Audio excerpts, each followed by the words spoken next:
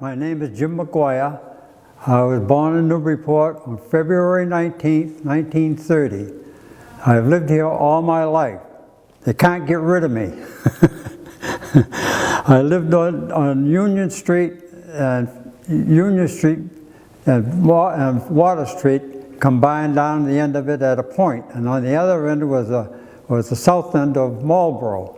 And that area, if you look at a map of Newburyport, it looks just like a flat iron, and that's exactly what it is. They used to call the point Flatiron Point, and it was called Joppy, and it was spelled Joppy. And if you lived there, you were a Joppyite. That's what everybody called you. He's a Joppyite. When I was a kid, about 3 or 4 years old, it was in 1940, 41. I was down on Water Street, right opposite Simmons' beach. And the older kids were running back and forth across the street, so I thought I'd join them, and I started running with them. And they got running, and they're running back and forth, and then this time I started running out, and I didn't know there was a Coast Guard truck coming, but he hit me. And he didn't really hurt me, he just knocked me down, but the guy was scared to death, and he got out of the truck, and he picked me up and carried me up through. They asked the other kids where I lived, and they told him right up there. And he carried me up through the thing, up through the yard. And my mother saw us coming, so she came out. And she said, "What's the matter?" And he had to tell her that he hit me with the truck. So my mother said, "Well, put him down." And he put me down. She says, "Walk down there." I walked down there. She says, "Come back here." I went back there. She picked me up and walloped my rear end, set me down, and said, "Now get upstairs and get into bed and stay there. I told you not to go down there." She said to the Coast Guardsman, "He's all right." And he was standing there with his mouth open. There was 2 times in my life I've been hit by vehicles. And the other time was I was in the 5th or 6th grade in the Brown School. And I was coming home, and it was snowing pretty hard, and I had a heavy coat on with a hat pulled way down over almost over my eyes, covering my ear, and I was walking down going home for lunch at noontime. And I got down on Brumfield Street, and I went to cross the street at Purchase, and all of a sudden I went whump, and another car hit me, and it was an undertaker's car. And he wanted to take me home, but I wouldn't let him. I was scared, and I wouldn't get in the car, and I started. So he left, and I ended up home. And when I got down to my house, I looked, and there was this car. He knew me, and he took me down. And he went down and told my mother and father. They told me I should have done that. Well, I should have gone with them. And the one thing I'll say is, if you're going to get hit by a car, get hit by an undertaker, because then you don't have to worry about the coffin or any of that stuff. We used to hang out down on Ocean Avenue. That was where that little pond is, right on off of there. And there was no houses there then. There was all empty space, and the Johnsons people owned it, and we went over there and got permission from them, and we could always go skating there in the winter time, and we used to go up back of the cemetery and catch hornpouts and bring them down there, and then we'd let them go down in that pond there, and then we used to be able to catch hornpouts all summer long. And that's all we did. We just, summer and winter, we played down in that area when we were kids. And I was alive when, up where I lived on Union Street, just below us, there was 2 huge gas tanks. And there was a factory there that made the gas, and they pumped it into the thing, and then trucks could come and load their trucks up and carry it off and pump it into houses or wherever they needed it. And when they finally got through with it, they just left it empty, and that's what it was when I was growing up. It was all an empty building. Then they decided to tear it all down, and they pulled it down. And we was over there the day they pulled the chimney down, and it came down with a huge crash. And the wind was blowing just right so that it carried all the soot and dirt and covered the whole crowd that was sitting there watching what was going on. They used to burn coal there, and a lot of times they never used all the coal wasn't used up, so they used to dump it on the road and use it so they could get their trucks down in there. And people in the area used to go over there with buckets, and they could pick up live coal that never got burnt and used to take it home and burn it. That's what we had for fuel. Wood and coal is what we used. We swam at Simmons' Beach. Simmons' Beach was started in 1933, I think it was. And it was just a big, huge stone there with a ramp where the boats climbers used to bring the boats in, and after they were climbing out in the river, and they take them to the clam shanties that were there, and they prepare them and sell them to the people. And after a while, on that beach, the man that became the Ward 1 councilor, his name was Herbert Simmons, and he got the city to go down and bring up a bunch of sand. They brought truckloads after truckloads. They filled the whole area in. It was just like going down to Plum Island on the beach, and it was in the river. The only problem was the river was filthy because all the sewage from the whole city of Newburyport and all the way up around the river used to come down in that river and used to back up in that area. So eventually, in the summertime, we stayed there all the time. We never left that area. We used to walk. We take our shoes off. All we ever wore was the bathing suit. No shoes. Run across the clamshells with bare feet. Never bother us or anything. So we toughened our feet up. And so eventually, they come to realize that we were in real danger of swimming in that water. So they closed the whole river off for swimming. And then the beach that was there just kind of petered away, and it just went. Now there's no sand there; it's all eelgrass and a little bit of a ramp that there's no wood or anything, and that's the way it is. When we went to the Johnson estate, we used to go there on Saturdays, and they had a big floor, and they'd have all the equipment. They have mops and stuff, and 3 or 4 of us would go in and we'd mop the floor, let it dry, and then we used to wax it from. Then she'd give us a dime so we'd go to the movies. And that's what it cost to get in the movies at that time, was 10 cents. That's how we did it. And we also used to weed the gardens. She paid us to weed the gardens. They had a cider press there, and it was a hand cranked one. And they had russet apple trees there. They were the best apples there was for cider. And she used to let us use the thing, but we had to have a parent with us before we could press our own cider. And so my mother used to go down with us, and all the kids in the neighborhood would go down with jugs. We'd all fill up jugs up for Thanksgiving. That's where we got our cider from. Where was that? Where's the farm? Down where Dick Waltz used to live. Do you remember where he lived? No, I'm not sure. It's torn out of there now. It's gone. It was right across from that pond. Okay. So what street is that off of? On Ocean Avenue. On Ocean Ave? Yeah, Ocean Avenue was the Newburyport end of that road that went down there, and the other end is Rolf's Lane. Okay. So it's got 2 names. So there was a pond back there? Yeah, they're still there now. They used to let us over there, and we did there summer and winter skating. We were either skating, and we had to clear it off ourselves with shovels, and we used to play hockey there all day long. That's all we did. So where did they used to have the apple trees then? They were on the farm out back. They had all around. It was all around the big barn they had there. On Rolf's Lane? Yeah, but the trees are all gone now. In fact, I don't think there's any russet apple trees around anywhere at all. It's a thing that's gone by, because that's all they really were good for was cider. But they made the best cider there was.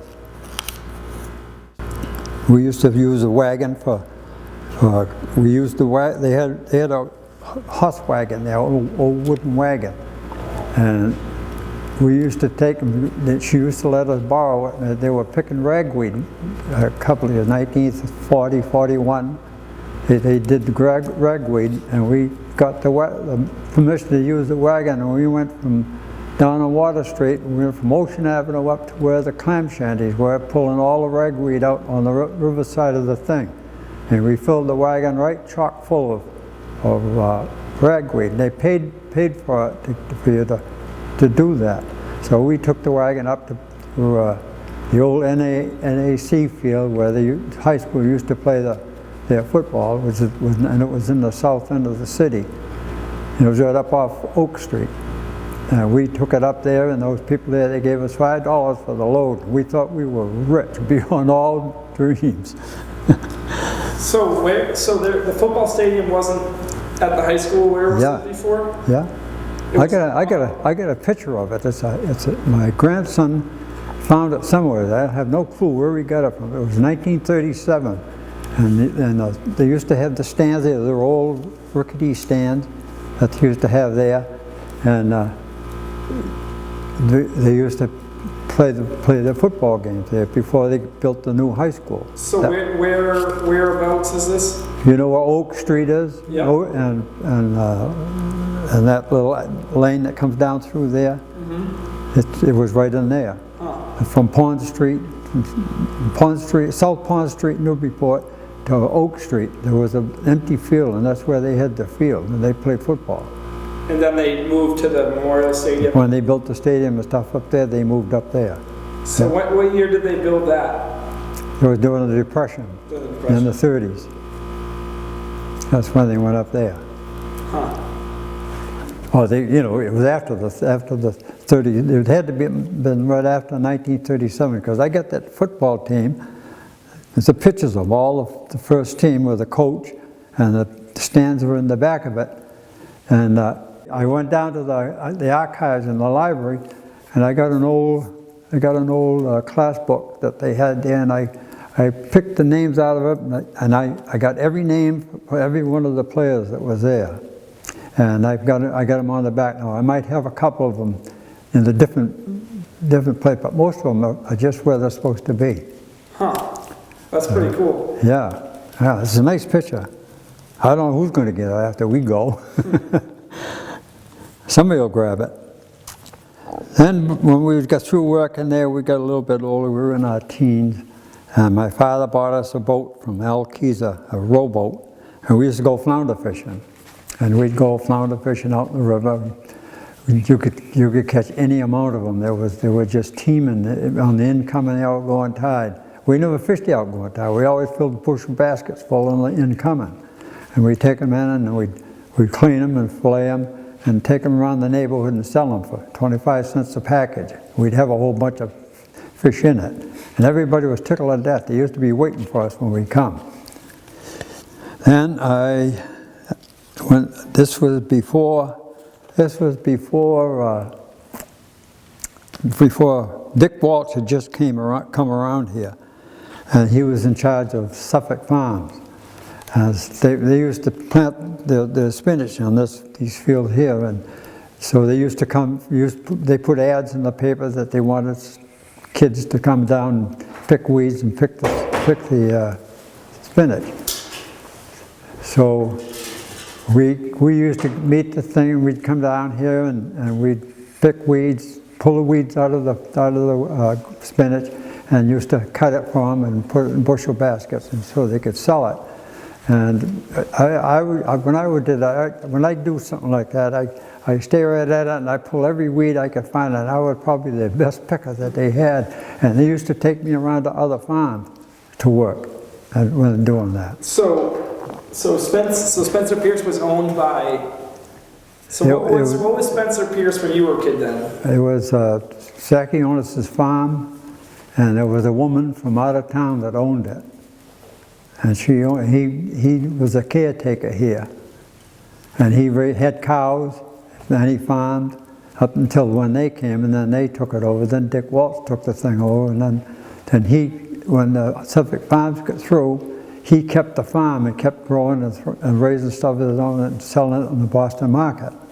So that's where it kept going like that. So did he own it, or did the... No, he didn't own it. He just, whoever would... I don't know who owned it at that time. I don't know. I don't remember when Spencer Pierce picked it up. Yeah. You know, when it became this. Because once I got away from there, we never came down here much after that. We got older and we went different places, swimming down Plum Island and swimming on the bridge and stuff like that. So by that time I was getting into high school, and my 4 years in high school, my 4 summers, I got hired by Al Keyser. He was a tuna fisherman, and he used to go tuna fishing, fishing out of here. But during the war, they had an artillery battery over to Salisbury Beach, and every afternoon they used to fire guns out into the ocean at targets. Either a boat was towing it or a plane was towing it, and everybody had to get out of that area. So Al took his boat down to York Harbor, and we fished out of there, went fishing down there.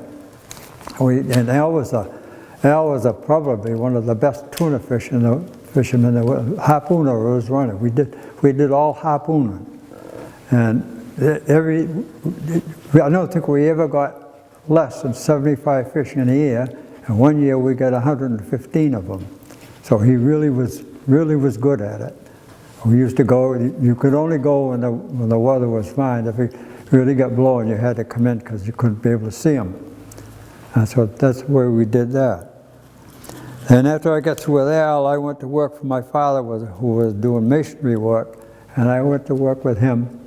And first of it, we were doing a lot of plastering. And I was plastering by myself 2 houses a week. I would put the brown coat on one, wait for it to dry, then put the brown coat on the other one, wait for it to dry, then go back and put a skim coat over it. And that's what we did for a living. And finally, at that time, the only plastering that was being done in the whole country was in Florida, California, and the Northeast. But eventually it all died out. Now everything is sheetrock and stuff like that they put in there. So then I went into doing masonry work, chimneys, and I did a lot of foundations on Plum Island, cement blocks. Hold the building up, dig the sand out, and put a cellar underneath it. That's what we did for a living.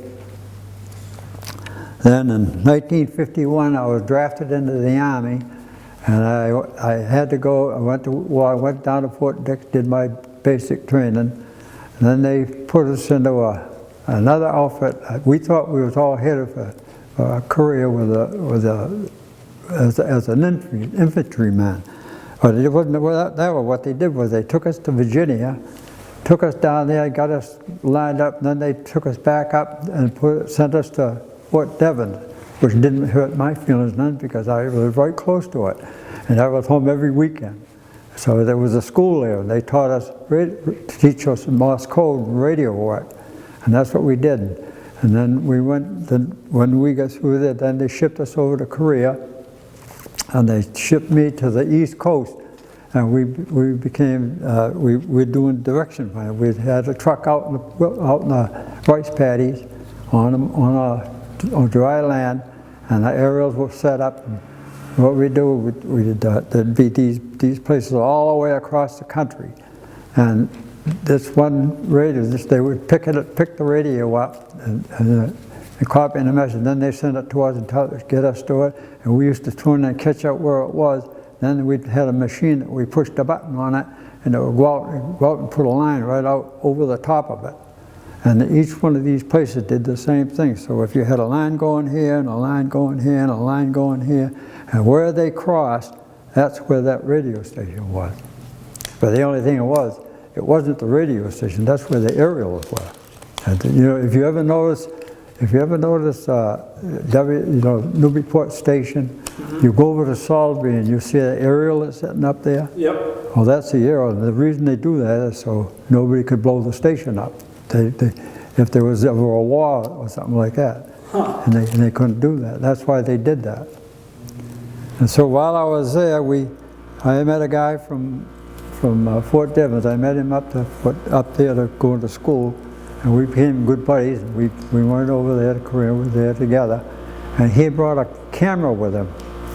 And we used to get film, And on our days off, we'd go around the different, there was nothing there in the area. There were no stores, no buildings, no hotels, nothing. There was absolutely nothing, just the wilderness. But we used to take pictures of the wilderness. And we have pictures of when they plant their rice, have oxen to plow it, and plant their rice, and then they would plant it and grow it, and then they would pick it. They would eat it themselves. The only thing they did that I never knew at the time, but I found out quick enough, when it came time to get the rice to harvest it, or when they planted it, they had these big tank-like things in the ground. And what they used to do, they used to go around all the different people and pick up their waste, the human waste, and they dump it in there. And that's what they used for fertilizer for it. And the first day when I went to school, I had a nice big breakfast. I was going out to work one day, and all of a sudden I hit that, and I lost my whole breakfast. And I never ate another breakfast going to work out there till that was gone. And when I came home, I was for years and years and years, I would never touch a grain of rice anywhere, because that's all I brought into my mind was that. Well, there's one more thing I want to add on to that, that other part. Do it now? Yep. All right. When I came my turn to leave Korea, I came back on a boat, and we landed in California. And when I walked off the gangplank and got down on the wharf, I turned, I looked at that boat, and I looked at the Golden Gate Bridge, and I said, I will never ever again leave this country to go anywhere. I've never been to Canada, and I've never been to Mexico. I've been right here, nowhere else. Yeah. So, and Mike Bozer was the one that got me interested in these pictures. He asked me if I had any old pictures of Plum Island. And I had a few, so I gave them to him. And he kind of got me interested in it. And then I knew people that had old pictures. And we went around and we borrowed the pictures and took copies of them, and we put them in the library. So that a lot of them are out in there in the archives, so that anybody wants to look at them, they can see them. Every picture I have, they have down there. Well, we had all our one thing, we had all our food. It was all eaten by my family. There was 6 of us in all. The only one that was missing was my father, because he was working all the time down there, down the island, down the Clam plant. He used to work from 6 o'clock in the morning till midnight, and he'd be gone. So he'd have his breakfast and gone by the time we get, and then he'd have his supper when he'd come back late. But so there was my mother and my 3 brothers and myself. And that's with every meal. We never missed a meal. She never had to wonder where we were, because we were always right there. And we gobbled everything right down that they had. Like my father always said, I'd rather give the money to the store, the grocer, than to give it to the doctor. And that's what we did. I very seldom ever went to a doctor. Just like if I got bit by a dog or stabbed myself or something. But I'm 85, I'll be 85 in a couple of days, and I've never spent a night in the hospital anywhere. Not anywhere at all. Never go in a hospital, only just for get patched up. That would be it. So you used to listen to the radio as a kid. What did you used to listen to on the radio? We used to listen to, that's all we listened to. During the day, we never listened. We just after supper, we'd listen to a Lone Ranger or Flash Gordon or something like that, and then we'd go to bed. Get up the next morning and off we go again. My mother wouldn't see us all day, only at noontime when we come home. We went to Brown School, I went to Jackman School, and then went to high school. They just closed the Brown School up. At Jackman School, they closed that up and tore that down. That was one of the first ones to go. Then they did the one up on High Street, Kelly School, that was gone. Used to have the Courier School, and there was another one way up the north end. I can't remember the name of it. But the other one was a wooden building. They closed that down a long time ago. Shut that right down. The minute they got the high school built, they built these new ones. That's how we went to school. So, can you tell me about, so World War II, I mean, you were a teenager at that point during World War II. Yeah. Can you tell me about what was happening in the area or what you remember? Well, they used to have blackouts. Every night was blackout time. They would, you had to either paint your windows black or you put a black curtain over it so no light could show through it. And if they had air raid wardens out, and they were mostly women that lived in the area, they picked them for it. And if you had a light, they'd knock on your door and tell you to put it off or cover it up. And that's what we had to do. But other than that, we never, during the day, there was not much that happened in Newburyport. It was all over Salisbury Beach where the battery was. And then up further along up towards Portsmouth, they were up that way. They were mostly watching for boats and submarines in case they come in. There was a bunch of them down where the polio camp was, and before the polio camp, that's what it used to be. It was a Coast Guard, and they were down there watching for any people trying to come into the city, and down through there, that way. So, other than that, we hardly knew there was anything going on. There was always things going on for get buy bonds and do this for the government and do that. And we always was there doing all that stuff. So we kept pretty busy doing it. So who are some of the characters, you talked about that guy that used to, the wino, people that you remember growing up? Yeah. Can you tell me about some of the people you remember growing up, like the characters that had it, that, you just remember? Yeah, well, there was a guy named Dummy Merritt, and he used to go around with a camera. And he'd find a girl and he'd stop and he'd take a picture. He really, after a while, he made a nuisance of himself. But the funny part about it was he never had any film in it. And he was one of them. But there was a lot of those winos. During Prohibition, a lot of the Polish people down off Federal Street, Salem Street, they all made homemade brew, and they made I can't remember what they used to call it, some kind of a whiskey that they had, and the stuff they used was, a lot of it was poisonous. They'd get jiggy legs out of it, which means that their legs would wobble when they try to walk. They have an awful struggle getting doing it, but they still kept it on drinking it. It was unbelievable. But you could always find a place that had home brew, homemade beer. Everybody had that drank. They used to make it in wash tubs. And then they bottle it up. And then you go by some house someday and all of a sudden you hear pop, pop, pop. That would be the caps popping off of it.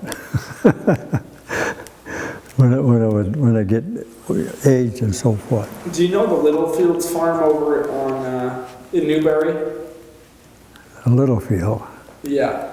They had a bunch of barns. They did a lot during Prohibition too with the hard cider. Oh yeah. Do you remember that? Yeah, sure. Yeah, that was, what was the name of them? I can't think of the Gene Littlefield, but I can't think of the name of it, yeah. Yeah, was it Adams? It was the Adams farm originally, I think. No, it was, I know I'm never going to remember it because the guy used to make hard cider and Jimmy Adams's, that's it. That's the name of it you're talking about, right? Yep. It's on the middle road. Yep. Yeah, Jimmy Adams's cider mill. That was it.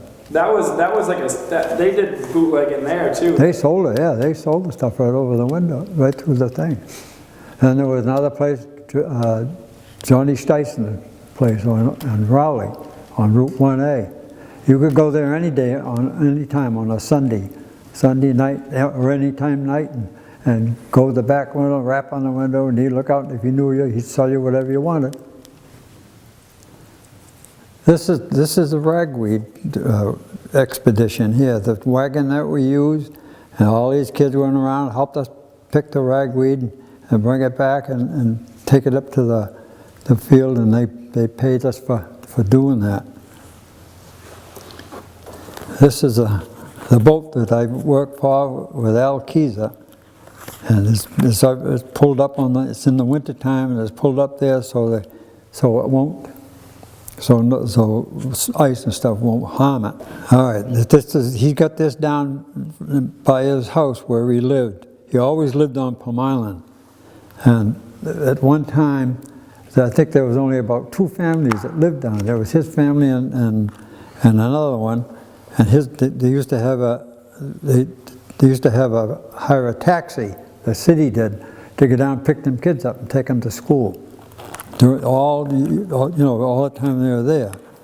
Here we are out fishing, and he's up there looking for the fish, and I'm steering the boat. That was my job, to steer the boat and get him up onto him.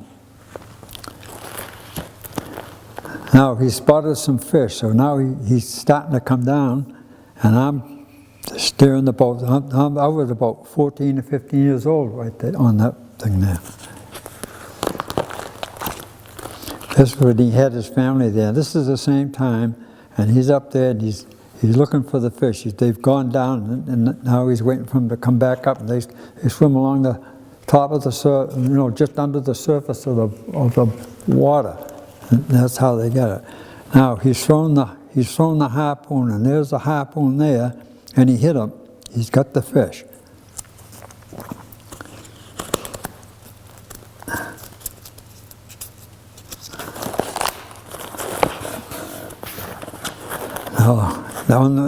You got about 100 feet of foot of land with a dot on it, and then on the other end is a barrel, and that's the barrel there going to the fish is towing the barrel. Then we go and we had bamboo poles with window weights on the end of it for weight, and flags on the top of it, and you'll see what that. That's how we used to we could go out. We pick up the harpoon and stuff, and then go back up and hook that flag onto the barrel, and then we could go off and go look for more fish. And we always knew where the barrel was because you could see the flag. Now here he is pulling the fish back, and that's the fish right there. And there's the line that's pulling it. That boat over there waiting, because Al had already told him that he might need some help on it. See, that was July 1944. There's the fish now. He's getting a hold of it, and he wants to tie a rope on the tail so we can pull it into the boat. And that's the fish there. They had to pull the fish up. That fish weighed 850 pounds when we got it. Yeah, now he's got a hold of it, and he's going to bring it over into his boat, and then they'll let the thing back down and let the block and tackle back down and leave the fish in his boat there. This is another one that this very same day that we got another one, and we're pulling this one in. But this one was small enough so that we could do it ourselves. And we had 3 of them. That's the big one, and those other 2 there. So we could say we got a boatload. Now he's cutting the dart out of it so he can save it and use it on the thing, use it back over again. This is a fish here that we left it out there too long, and the dogfish got at it, and that's what they did to it before we could get to it. So we had to just unhook it and let it go because it was no good after that. And he's on the radio talking to somebody. And this is the guy that went with him after I went to school. And that's about the whole thing about bringing in the thing. This is the different reports of Keyser catching, record-breaking catch of tuna. This is a big one that he had there. Keyser hand line 600-pound tuna. That was off Plum Island. That was when we came back.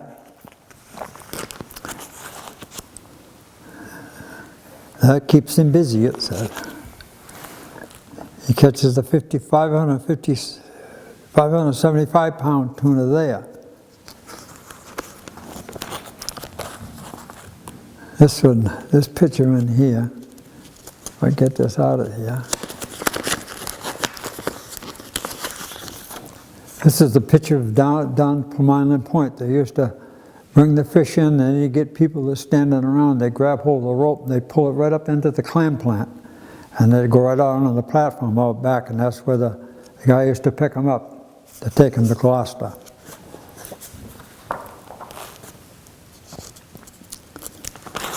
This was a friend of ours that he fishes out of Annisquam.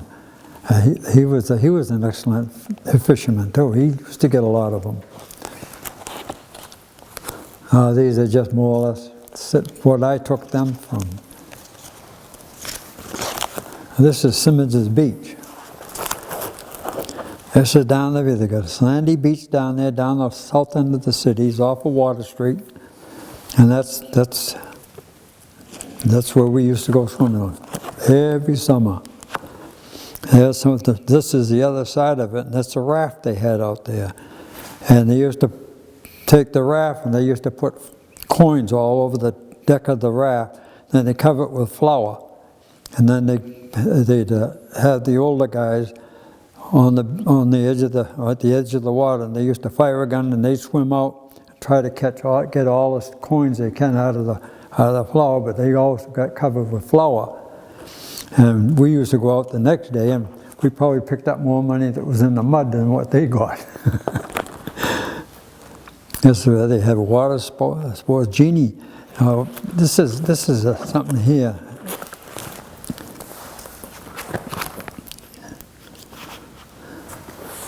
Well, on one of these stories, it tells about Jeannie Doyle. How she was the beauty queen.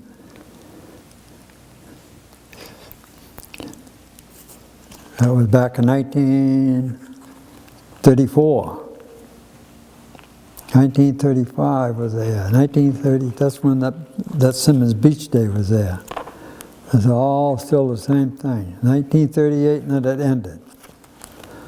This is the picture of during the war effort. We took the wagon around, and we used to pick up all kinds of metal. We went around to each house.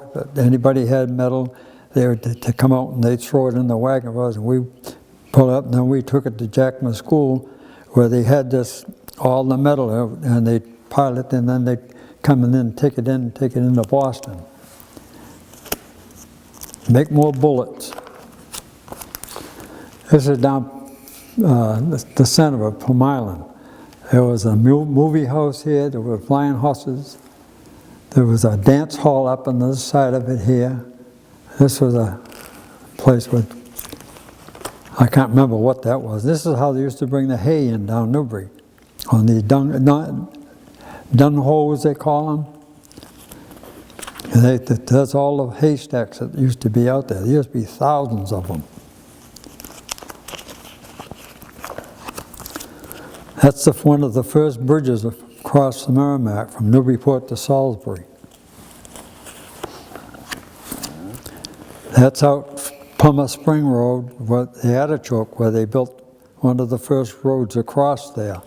That's what this was. They put a form there, and they put the stone on, and then when they got it all done, they pulled the form out, and it'd be there. There was a steam engine they had that did most of the lifting. This is down Newburyport in the square. This is where Bank of America is now. That was Carl Castleton. He was a druggist, and he came here from Germany, and he opened a drugstore there. And he hired my wife's grandfather to help him in the thing, and he went to school and became a pharmacist. And when he retired, he took over the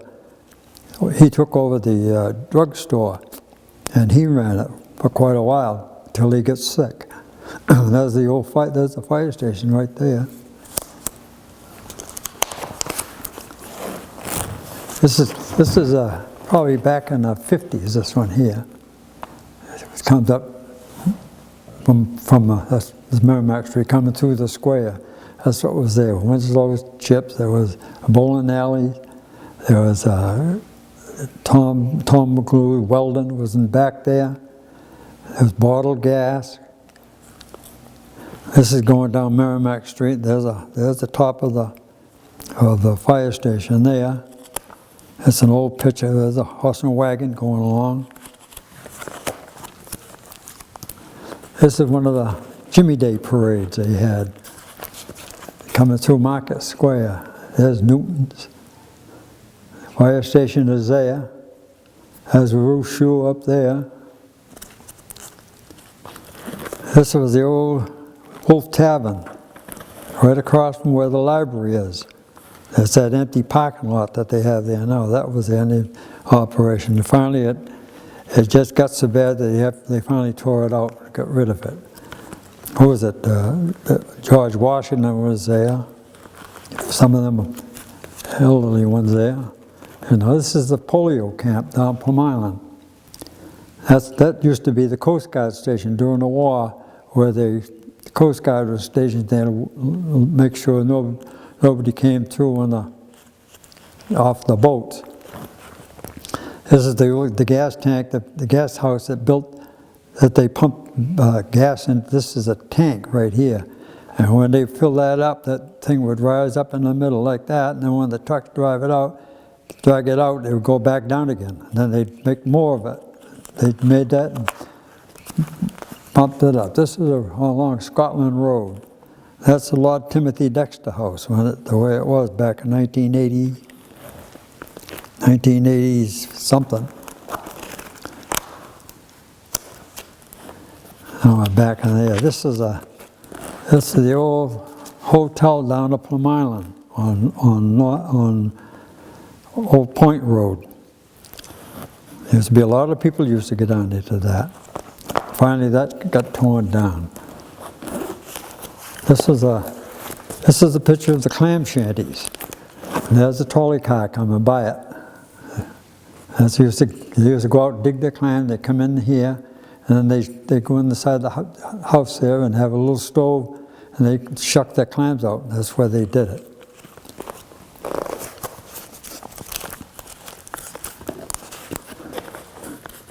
This is Seoul's fried clams. It's down there. This would be back in the 50s where this was going. And those guys really knew how to fry clams. They fry clams and they tell you they got fried clams. But a lot of these people that are doing it now, they don't know how to fry clams. There was a special knack of doing it.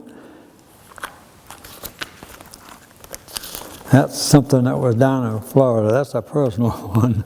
Has nothing to do with Newburyport. This is something they used to do back in the 50s. You take an old Model A, and they used to take and let the air out of the tires, and then they could go on. They used them for beach buggies, and they'd drive up and down the beach. These guys had tents, and they used to stay there overnight. This guy with his family. My brother had one. Yeah, this is Gangwon-do. This is North Korea. This is South Korea. I was somewhere. This is a demarcation. That's what that was. That line across there. That was the north, and this is the south. And I was stationed right up in here, right on that east coast. Somewhere's right in here. And it's all different areas. I can't remember what it was. This was my headquarters in Japan. That was a nice, beautiful building. Those guys that had duty there, they had it made. It was really great. This is the guy that helped me get the college slides into a university over there. Now I didn't tell you about that, did I? No.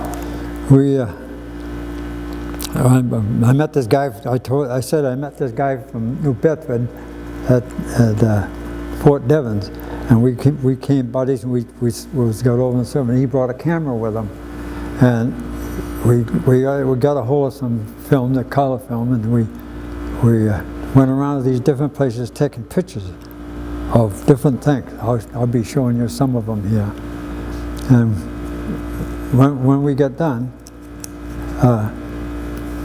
so I kept thinking, I brought them back with me, and I used to show people different shows that they wanted to see him. Though there wasn't too many that was too interested in it. So one day I was about 80, 81 years old. I was sitting there looking at them, and I said, then it dawned on my head, I said to myself, when I die, somebody's going to take these things and throw them in the trash. And I said, I don't want to see them go like that because they'd be too valuable for some people. So I said, I'm talking to myself. I said, I'm going to see if I can find a university or a museum that will take them. So in the meantime, somebody told me that this guy and his wife had moved in up where Kmart is, and he ran a laundry. So I took a couple of pictures that I had, and I took them in, and I told him who I was. I told him what I wanted to do. And he was interested in them right off, because it was his country. And so he gave me a couple of telephone numbers. They're ambassadors in New York. When I went out, I said to myself, geez, I don't think I want to bother involve myself with those people, because I don't think they're going to end up where I want them to end up. So I went back in, I said, don't you know of some school that we can send them to over there? He says, yeah, well, he says, I grew up with the guys over there that's in charge of a university, Kangwon-do University, and right in the same area where I was stationed. And so he emailed him and got talking to him, telling him what I had, and asked him if he was interested. They were just opening up a new art department, and they're going to make a museum there. So he says, yeah, they were interested. So anyway, we got them all together. We got them in, shipped up in a box. I had about 115, 120 slides. And we bundled them up, and he sent them over to him. The guy was tickled to death. They sent them back to the main university, had them all cleaned up, and they sent them back to them. And they have a festival over there every August in that area there. And when it comes, they took and I got a book over there that shows you that all them slides I had are in that book, and they had them book. They printed thousands of them, and all the people that came there, they were all Koreans, and they gave them out the books, and they were tickled to death to get them. And a lot of them were from different parishes or whatever it is they call them over there, and they knew that they were there, and so they wanted to send them to, give them pot copies, and so they gave them to everybody all along that whole coast of those schools, and they sent them to the schools so that now they're in the university that I sent mine to, and they're going to be there forever. So anybody wants to use them, all they got to do is go to the thing.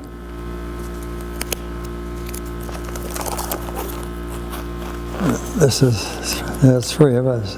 See, it's all nothing but. This is all there was there. There was nothing there at all.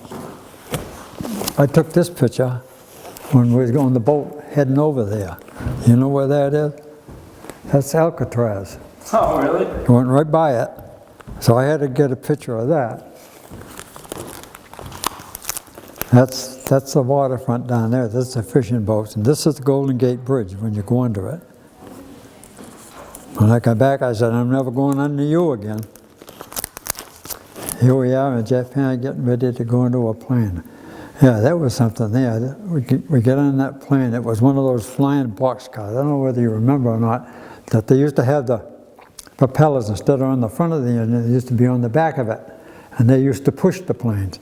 And once you get inside that plane and that plane took off, you couldn't hear nobody talking. It was so loud. The loudest thing, you couldn't sleep or anything. And we got halfway across that Japanese, well, I'll call it the Japanese Sea, because that's what we always know it by. We got about halfway over, and one of the guys came out of the cockpit, leaned out by me, and he says, "Oh, we're losing oil."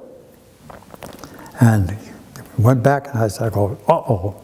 Now, I was up in here, and in order to get out of those planes, we all had parachutes on. They made us use the parachute. I don't know whether we'd ever know if we had to get out or what. But anyway, we'd had to go down to the end and jump out. And where I was sitting up in here, I would have been dead before the plane would have been in the water before I could even get a chance to get out of it. So anyway, we go along, and he came out 2 or 3 other times, and he was just about ready to cut the engine off, and when it came daylight, and there was Korean, we went in and landed at an airport and got out of it. And I never got in another one of those planes again for the rest of my life. We're getting ready to go over to Korea. That's just a pagoda. This here was in the, I think we landed in Osaka, Japan, and this is a submarine net that they had there, and they still had it out there. And before we could get into the harbor, that boat had to come out and open the thing and pull it aside so they could get the boat and go inside there. This is a guy that came from Brooklyn, New York. This kid here, he was a North Korean, and his mother and father were North Koreans. And the South Koreans killed the pair of them, and left this kid alone. How he ever got into camp where I was, I don't know. But he was there all the time I was there. And then when he became 6 years old, they came and got him and put him in school, so he'd learn Korea, so he wouldn't be without anything, you know. This was our toilets outside in the winter. And that was some coal sitting there. This is the truck that we had, that we worked out of. We used to get in the back of that and used to do it there. This was our mess tent there. And I come in from eating one day, and I looked, and there goes our mess tent. Somebody somehow lit the thing afire, and it all burnt right to the ground. So we had to go out to other camps to get our meals. This was a houseboy that he cleaned the tents up for us. Shined our shoes, cleaned the tents up. These dogs were some that they raised there, and you had to keep the dogs penned inside the thing there, because if they get out into the area where the people live, they'd get them and they'd eat them, because dog meat was high on their diet. But you never see a dog running around over there, never.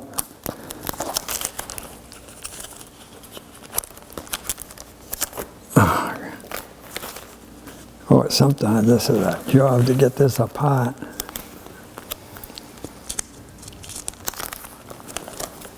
This was the guard that was outside of our gate there, that they had to get through there. And this was our area. The tents were all dug in. They dug holes and they set the tents up inside there, and that's where we lived, in tents. And let me tell you, it was some cold there in the wintertime. And that's the houseboys doing our laundry. There's a plane there. We were using propeller planes. They didn't have jets on. There was no jets around. There's the plane taking off. I think we was on that one when we went back for rest and recuperation back in Japan. This is that Italian kid, the kid from Brooklyn.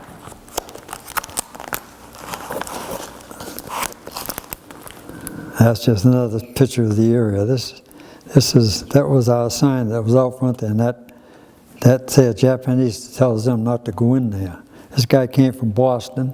That's me. And this guy came from Rhode Island. I was home here for a while, and one day I went down to Rhode Island and I met this guy. We had a good day together. And now we're setting up the aerials.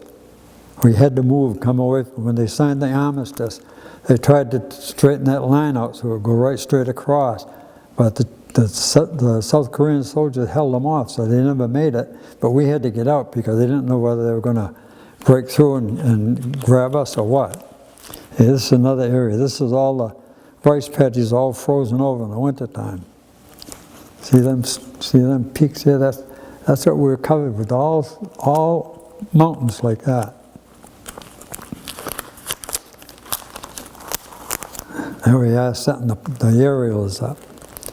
There's a couple of Koreans building a boat, and that's how they used to saw the wood. We have machinery that does it, but they did it by hand. Like I suppose years ago, just like when we used to do it here. And there's the boat finished. See, the huts are all straw huts. They had no heat in them, no bathtubs, no running water, and none of that stuff. This is one of their boats here. It was all sail, no motors. That's me with one of the dogs. This was here. It looks like night, but it isn't. It was right at noontime, when the sun was out bright. That's the way that picture came out. There's another of it there. It's all nothing but snow. The wind comes right out of Manchuria. This was into Tokyo, looking out one of the windows. That's an LSD. This was down in Busan. We was on our way home, and they were unloading stuff there then. All right, now these are the books that they had at that festival that they gave out to all the people there. They printed thousands and thousands of them.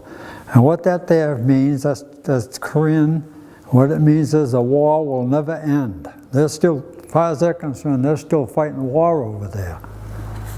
And it'll never stop until they make it one country. That's the picture of me, which I had to send them a little bit about myself. That's my wife and myself. And that's another picture of that going fishing with Kiza. This was up near the fighting area up through there. These are all Korean camps. This was in Seoul. Here's a tank. This one here wasn't mine. I don't know where that thing come from. So they must have stuck that in over there. This is a guy who was directing traffic in Seoul. That was up on the front lines. There's the front lines. These guys are heading for the front line. There's this picture of us in the camp. Now, in Korea, when it comes New Year's, they don't call it New Year's, they call it Tet. They celebrate it all the time. That's what these guys are doing. They're there, they do hand wrestling like that, and exercise, and would seem to us like be foolish, but that's what they do. This was up there, there's those three guys there, and this is a bunch of guys just waiting, hanging around, not doing nothing. They were all South Koreans. They were back resting the same as we were. And that's a houseboy, and that's a snow goose. This is a kid on a sled. That's one of the old-time wooden sleds that we have. This is in Seoul too, this one. These are all in Seoul. There's a building where they bombed it out. There's another one they did a job on, and most of these are in Seoul. That's my headquarters in Seoul. They did a good job on that one too. There's an old man carrying a bunch of wood. A bunch of women carrying everything they carried on their head. I wonder if they don't have headaches. There's a couple of them walking along the road there. There's another one with a bundle of stuff in the bags. Those are school kids. These two are orphans.